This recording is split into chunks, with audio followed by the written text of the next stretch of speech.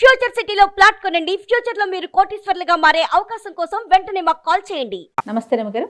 నమస్తే జయ. రమగారు ఏదైనా మంచి కథ చెప్తారా? మామూలుగా మనం కొన్ని వాక్యాలు వింటుంటామా, యద్భావం తద్భవతి అవునండి కదా.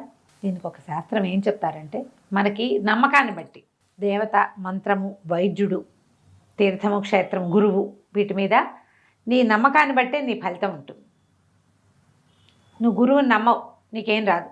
నమ్ముతావు, ఏమైనా అయిపోతుంది నీకు కావాల్సింది. వైద్యం అంతే, మంత్రం అంతే. ఏదైనా తీర్థక్షేత్రం అక్కడికి వెళ్తే నాకు చాలా అద్భుతంగా ఉంటుందని భావిస్తావు. నువ్వు ఎంత ప్రగాఢమైన విశ్వాసం ఉంటుందో దాన్ని బట్టి నీ ఫలితం ఉంటుంది. ఇవాళ ఏం ఫలితం రాలేదనుకో, వెళ్ళాను కానీ ఏం అవ్వలేదు అని చేయమన్నారు, చేశామని చెప్తారు కొంతమంది. నమ్మిక ఉంటే నువ్వు ఆ మాట మాట్లాడవు, ఏది జరిగినా నా మంచికే అనుకుంటాం. అలా విశేషమైన ఇలాంటి విషయాల గురించి నమ్మించేందుకు అద్భుతమైన కథలు ఉన్నాయి. పూర్వం పాంచాల రాజ్యానికి సింహకేతు అని ఒక రాజుగారు ఉండేవాడు. ఆ రాజుగారికి ఒక కుమారుడు ఉన్నట్ట, ధనుంజయుడు. అతను ఒకనాడు వేటకెళ్ళాడు. వేటకెళ్తే ఆ వేటలో దారి తప్పిపోయాడు. దారి తప్పితే ఒక ఆటవికుడు, ఒక కోయవాడు అతనికి అక్కడ కలిశాడు. సరే, ఆ విపరీతమైన వర్షము, మరి దారి తప్పారు. అతను కూడా ఇతన్ని తీసుకెళ్ళలేకపోయాడు. వీళ్ళిద్దరూ కలిసి ఒక పురాతనమైన ఒక దేవాలయం దగ్గర ఎక్కడో తలదాచుకున్నారు. దాచుకుంటే దేవాలయం అంతా పాడుపడిపోయింది. అక్కడ ఉన్న శివలింగం ఏదో ప్రకృతి వైపరీత్యాలకు లోనే ఒక పక్కన పడిపోయి ఉందట. సరే, చూశారు.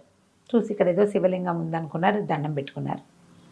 ఈ కిరాతుడు ఉన్నట్టుగా అతను ఎంతో ఆసక్తిగా చూస్తున్నాడట. చూస్తుంటే, ఏమిటి అంత ఆసక్తిగా చూస్తున్నామంటే, నాకు ఎప్పటి నుంచో శివ పూజ చేసుకోవాలని ఉంది బాబు అంటే, ఇకనేమి ఇది ఉంది కదా, ఇక్కడేమి పూజా పునస్కారాలు లేవు, మీ ఇంటికి తీసుకుపోయి శివలింగాన్ని పూజ చేసుకోమని చెప్పాడు రాకుమారుడు ధనుంజయుడు.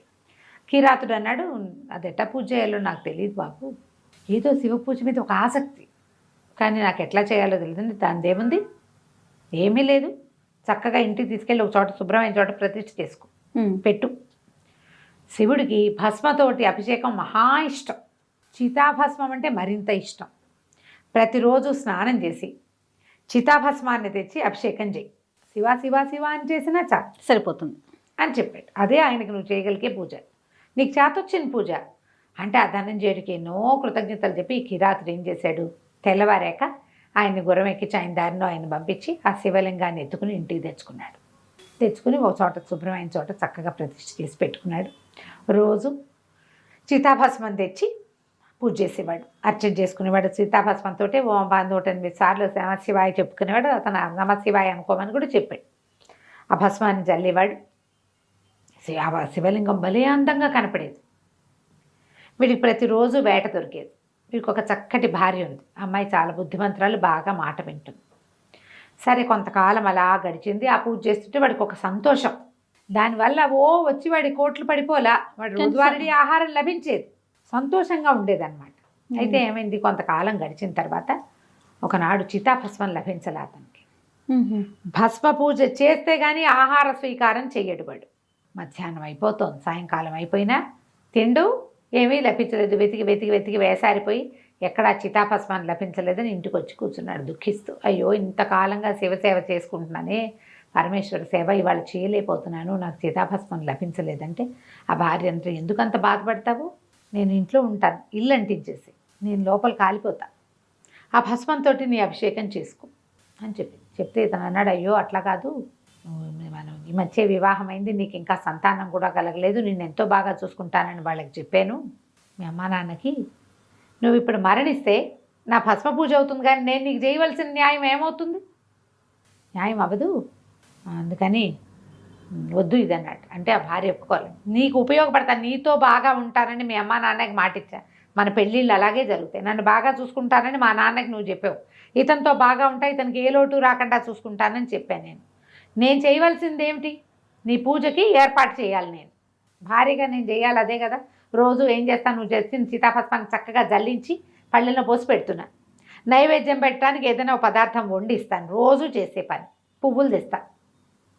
ఇప్పుడు నేను నైవేద్యం వండాను, పువ్వులు తెచ్చాను, భస్మం లేదు, లేకపోతే నేనే భస్మం అయిపోతా అని పరి విధాల వాడికి నచ్చజెప్పింది భర్తకి.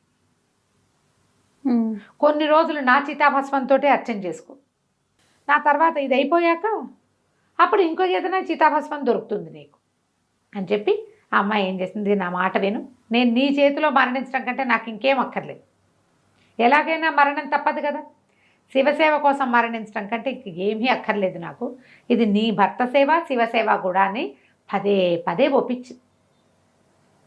ఒప్పిస్తే సరే ఇతను ఏం చేశాడు, ఇవి 2 వేరు ఇల్లు పాకలన్నమాట. ఆ అమ్మాయి వంట ఇంట్లోకి వెళ్ళింది, అది పెద్ద పాక, యువతల వీళ్ళ నివేశన స్థలం, యువతల ఇంకో పాక, అక్కడ పెట్టుకున్నాడు శివుణ్ణి. సరే ఇతను అమ్మాయి లోపలికి వెళ్ళిపోయాక ఇతను ఏం చేశాడు, ఒక కొరివి అంటించి ఆ ఇల్లు అంటించేశాడు. భార్య ఉన్నది, ఇల్లు తగలబడిపోయింది మొత్తం. తాటాకులు కర్రలతో కట్టింది ఎంతసేపటికి అవుతుంది, ఎంతోసేపు కాలి చివరికి చల్లారిపోయింది. తను లోపలికి వెళ్ళి అతని భార్య ఎక్కడైతే పడుకుని ఉంటుందో అక్కడ ఉన్న భస్మాన్ని చితాభస్మంగా గుర్తించి అక్కడి నుంచి భస్మం తెచ్చుకున్నాడు. వేడిగా ఉన్నదాన్ని, అప్పుడే కాలింది, తీసుకొచ్చి యువతలు పెట్టుకున్నాడు, పువ్వులు అవి సవరించుకున్నాడు, కూర్చొని నమస్కారం చేసుకుని పరమేశ్వరుడికి అభిముఖంగా కూర్చున్నాడు. అతని వెనకాల కాలిపోయిన వంటగది ఉందన్నమాట. చేత భస్మం తీసి గుప్పెలతో వేస్తున్నాడు. ఓం నమః శివాయ, ఓం నమః శివాయ, 108 నామాలు అయినాయి. నమశివాయ అని పువ్వులు కూడా సమర్పించాడు. రోజు అలవాటు ఏమిటి, భస్మం సమర్పించిన తర్వాత భార్యని పువ్వులు సమర్పించి ఏమే ప్రసాదం తీసుకురా అని కేకేస్తాడు. నైవేద్యం తెమ్మని, ప్రసాదం అనరు, నైవేద్యం. అక్కడి నుంచి పిలిచాడు, చుక్కి నైవేద్యం తీసుకురా అంటే అలాగే అని అమ్మాయి పళ్ళెం పట్టుకొచ్చింది. పిలిచిన తర్వాత అతను తట్టిన చుక్కి ఎక్కడుంది, కాల్ చేశాను నేనే, కానీ అమ్మాయి వచ్చింది. అతను ఆశ్చర్యపోయాడు, అదేమిటి నేను నిన్ను తగలబెట్టేశానని వెనక్కి తిరిగి చూస్తే ఇల్లు అలాగే. ఆ అమ్మాయింది, ఏమో నేను వంటింట్లోకి వెళ్ళాను, నువ్వేం చేసావో నాకు తెలీదు, నేను గదిలో నేను పడుకునే చోట పడుకున్నా, వంటింట్లో కాసేపు తలవాల్చి నడుము వాల్చి పడుకుంటుంది రోజు వంట అయిపోయాక, నేను పడుకున్నా, నాకు చల్లగా ఉంది, నిద్ర పట్టేసింది, నిద్రపోయాను, నువ్వు పిలిచేసరికి లేచి పళ్ళెం పెట్టింది తీసుకొచ్చా, ముందే వండేసింది కదా. ఆశ్చర్యపోయాడు, వెనక్కి చూస్తే ఇల్లంతా అలాగే ఉంది, నేను చూస్తుండగా కాలిపోయింది, వేడి భస్మంలో చెయ్యి పెట్టి నేను తీసుకొచ్చా భస్మాన్ని, పరమేశ్వరుడి మీద చూస్తే భస్మం ఉంది జరిగింది అది. కానీ అతని భక్తికి మెచ్చి పరమేశ్వరుడు ఏం చేశాడు, భార్యని బతికించేశాడు. ఆ తర్వాత అతను ఎంతకాలమో జీవించాడు. ప్రతిరోజు భస్మంతో అభిషేకం చేసేవాడు. వాళ్ళ మరణానంతరం భార్యాభర్త ఇద్దరు ఒకేసారి మరణిస్తే వాళ్ళ కోసమని శివభటులు వచ్చి, శివకింకరులు వచ్చి తీసుకెళ్లారట. యమకింకరులు రారా, శివకింకరులు వచ్చారు. అయితే ఈ కథని మనకి గురుచరిత్రలో చెప్తారు. నీ నమ్మకాన్ని బట్టి నీకు అవకాశం లభిస్తుంది. నువ్వు ఏదో మొక్కుకుంటావు, అవుతుందో అవదో నీకే అనిపిస్తూ ఉంటుంది, పని చేయదు. అవును, ఓ మంత్రం రోజు మంత్రం చేస్తే మంచి జరుగుతుంది అంటారు, ఏమవుతుందో అని చేస్తావు, అలా కాదు, అవుతుందని నమ్మి చేయాలి. ఇతనే ఉదాహరణ. గురువుని అలాగే నమ్మాలి, త్రికరణ శుద్ధిగా, మంత్రాన్ని అలాగే నమ్మాలి, వైద్యుణ్ణి అలాగే నమ్మాలి.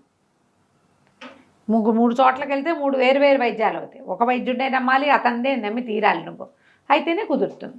నమ్మకంతో దైవాన్ని కానీ మన మంత్రాన్ని కానీ దేన్నైనా సాధించుకో. దేనికైనా నమ్మకమే ముఖ్యం రమ్మగారు. అంతే. నమస్తే అండి. నమస్తే.